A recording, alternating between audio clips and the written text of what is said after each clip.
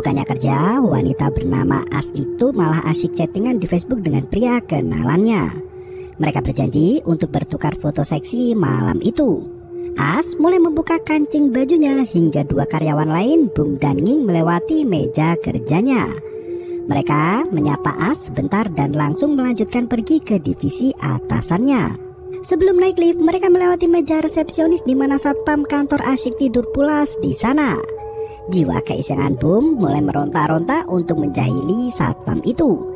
Ia mengambil spidol dan dilukisnya wajah Pak Satpam sebelum pergi ke ruangannya. Bersama Nging, Bum menunggu lift terbuka. Mereka berdua mendengar ada derap langkah kaki dari arah belakang. Saat menoleh ke belakang, ternyata kepala manusia melayang-layang di balik pintu dengan rambut yang menjuntai panjang. Si cantik As keheranan mendengar teriakan Bum dan Nging dari luar kantornya. Sementara itu, Bum menyeret Nging untuk menggunakan tangga darurat naik ke divisi atas. Setelah teman kerjanya pergi, As kembali melanjutkan chattingan di Facebook. Ia membuka kancing bajunya sembari berselfie ria ala kakak Korea. Saat ia kembali kerja, tiba-tiba mulai terdengar suara-suara aneh dari meja kerjanya. As melihat mouse dari meja belakang terjatuh dengan sendirinya. Kursi kantor di belakangnya pun ikut bergerak diikuti dengan komputer yang menyala. Ketakutan melihat penampakan poltergeist itu, As mengeluarkan suara lelakinya.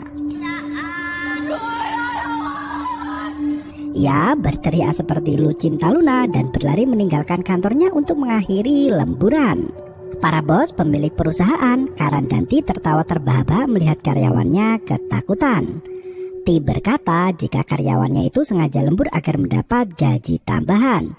Saat diperiksa hasil kinerjanya ternyata tak membuahkan progres yang semestinya. Hal itu membuat Ti dan Karan rugi karena menggaji karyawan setiap lembur. Mereka menakut-nakuti karyawannya yang sengaja lembur dengan cerita hantu agar tak keenakan ambil lemburan terus dan malas-malasan kerja di jam kerjanya. Kepala wanita yang digunakan menakut-nakuti Bum dan Nging turut terpantul-pantul ke lantai. Karan mengajak Ti masuk ke ruang manajemen untuk membahas kinerja para karyawan bandel. Saat korek api Ti terjatuh ke bawah meja, ia mengambilnya namun tiba-tiba Karan terlihat sangat puas melihat ekspresi wajah ketakutan temannya. Sebagai perusahaan advertising, mereka memiliki banyak properti pembuatan iklan yang unik-unik di Thailand. Karan keluar untuk kembali ke ruangannya namun disambut dengan kursi yang bergerak sendiri. Karan tak mudah tertipu. Ia tahu jika kursi itu digerakkan oleh seseorang. Ternyata benar, Bum dan Nging sengaja mendorong kursi itu untuk membalas dendam pada atasan mereka yang hobi menakut-nakuti orang. Karan lanjut pergi ke lift sembari menambah coretan di wajah Pak Satpam yang masih tidur di sana. Karan bergegas masuk ke lift sementara telepon di resepsionis berdering sangat kencang. Satpam itu terbangun dan langsung berkata akan segera turun ke bawah. Bum dan Nging berpamitan pada Ti untuk pulang duluan karena pekerjaan mereka sudah selesai. Ti bergegas pergi ke pantry untuk membuat kopi dan mencari makanan. Sesampainya di sana, Ti dikejutkan dengan sosok penampakan yang berdiri di pojokan.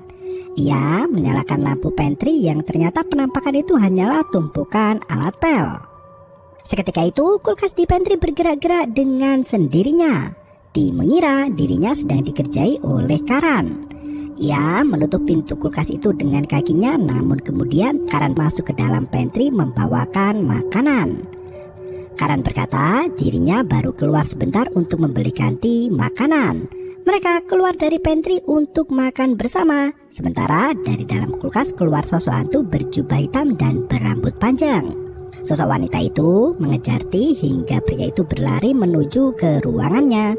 Tapi tiba-tiba Karan kembali mengerjai rekan kerjanya sendiri menggunakan topeng bekerja sama dengan Bum dan Nging. Ti sampai tak sadarkan diri terjatuh tertimpa meja. Bum memeriksa detak jantung Ti yang ternyata sudah tak berdetak lagi. Mereka bertiga sontak ketakutan sendiri karena tak sengaja membunuh rekan kerjanya sendiri gara-gara prank.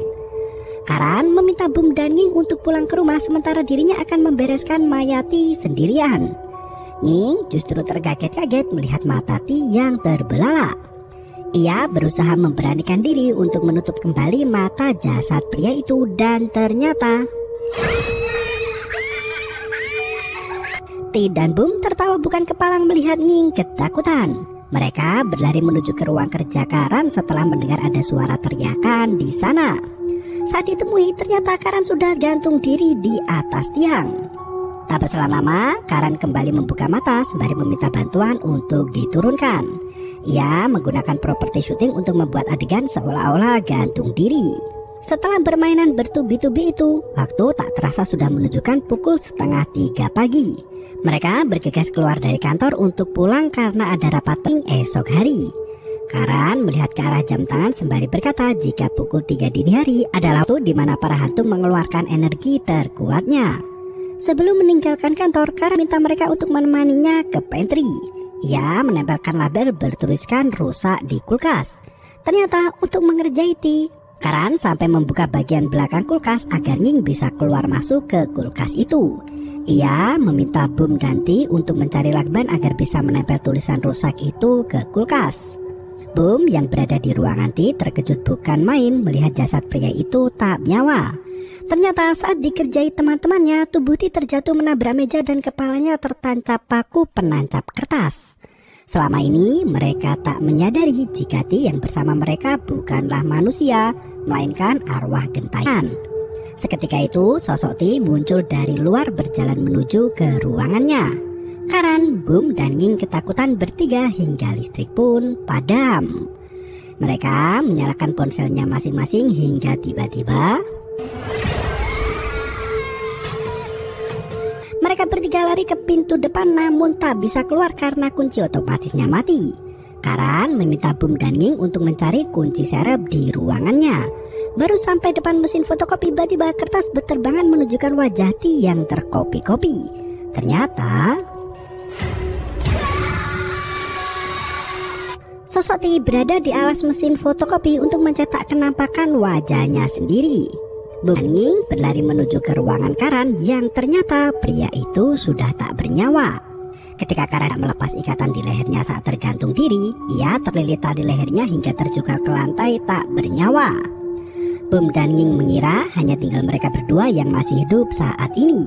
Saat hendak keluar dari ruangan Karan, sosok hantu Karan tanpa tulang leher itu berjalan mendekati mereka berdua. Boom dan Ning keluar melalui tangga darurat hingga menemukan sepatu Ning di anak tangga itu. Di waktu yang sama, Ti membawa boneka mirip dirinya dan menemui Karan bersama bonekanya itu juga. Mereka sebenarnya masih hidup hanya untuk mengerjai bawahannya itu. Mereka merapikan ruang kerja masing-masing dan menyimpan boneka manusia itu ke dalam kontainer wardrobe. Karan dan Ti segera masuk ke dalam lift di mana jam tepat menunjukkan pukul 3 dini hari. Sesampainya di dalam lift, Ti mendapat telepon dari asistennya. Seketika itu, ekspresi Ti tampak sangat ketakutan sendiri. Karan mengambil ponsel Ti dan mendengarkan penjelasan asisten mereka itu. Ternyata selama ini Boom dan Ning telah mati terjatuh dari tangga darurat karena ketakutan dengan penampakan kepala melayang. Jasad mereka berdua ditemukan oleh pekerja yang hendak pulang hingga Pol datang untuk olah TKP.